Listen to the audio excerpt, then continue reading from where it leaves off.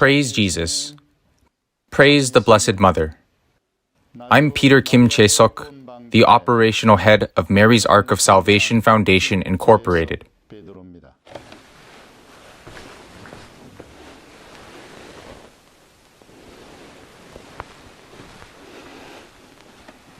Mary's Ark of Salvation Foundation hereby issues a statement of opposition to the legalization of abortion.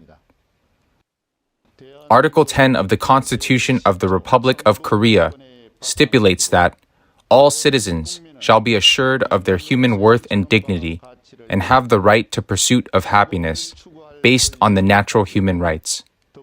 It is also clearly stated in the Article of Fundamental Rights that no individual should violate the freedom of others in the pursuit of their own happiness.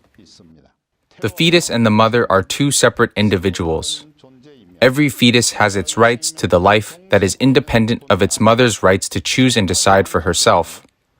Thus, we cannot associate the rights of one's self-determination to the sanctity of life for another individual. The legalization of abortion violates the constitutional spirit of protecting the fetus's right to life. A number of constitutional court rulings obviously stated a fetus is a separate creature from the mother, and the fetus, as a subject, has a constitutional right to life, and the nation is obliged to protect the fetus's life in accordance with the second sentence of Article 10 in the Constitution. The argument for legalizing abortion, in line with the issue of women's decision to terminate the pregnancy, emphasizes self-determination and the guarantee of the right to pursue happiness. This not only seriously damages the right to the sanctity of life, but also overlooks a number of medical reports that many women suffered from physical and mental health issues after their abortions known as post-abortion syndrome, a type of post-traumatic stress disorder.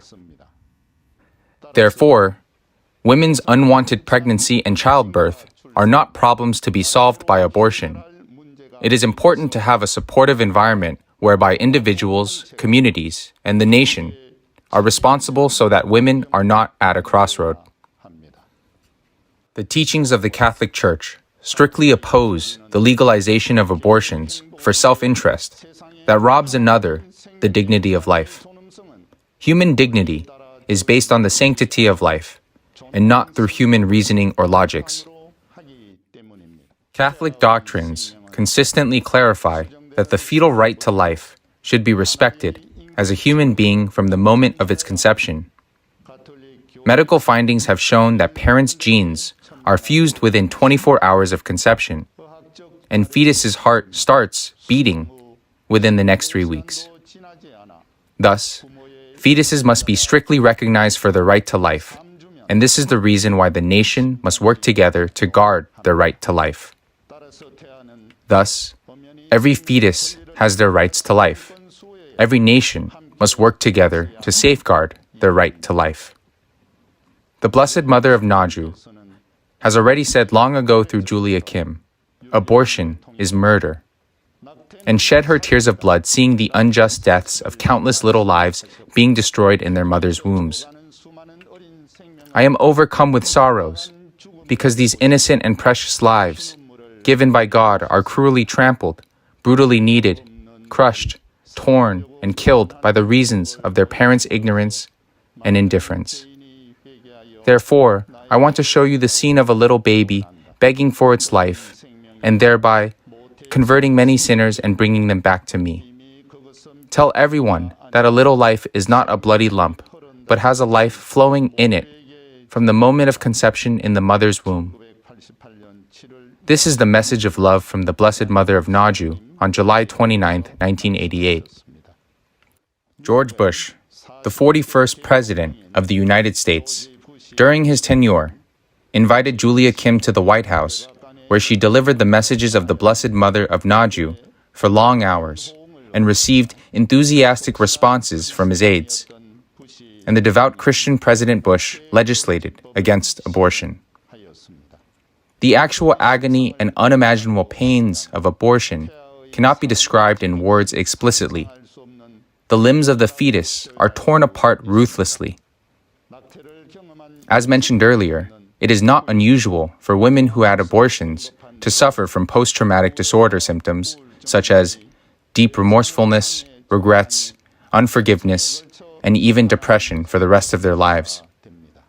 On the contrary, a considerable number of women who choose to give birth, despite their challenges or difficult circumstances, have clearly testified that their lives are happy because their children exist in the world, that their children are gifts in their lives, and that they never regret having chosen to give birth, not aborting.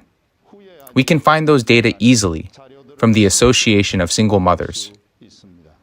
To emphasize again, in solving the overall problem in women's lives, which is the childcare that women suddenly encounter, we have to come up with a fundamental alternative. Trying to solve this problem through abortion is not a resolution. Abortion is only the most brutal murder and merciless act you take to solve it easily and quickly. The nation, the community, and the individual must join strength in various aspects, including publicizing the dignity of life, providing information on the dangers and side effects of abortion, the doctor's right to refuse aborting, and developing policies for childcare in which women can be pregnant and give birth in relief. We earnestly pray that the wondrous gifts of life, through pregnancy and childbirth granted by the Lord, can overcome the culture of merciless death and move more vigorously toward a culture of respecting life based on love. On November 28, 2020, Mary's Ark of Salvation Foundation Incorporated. Thank you.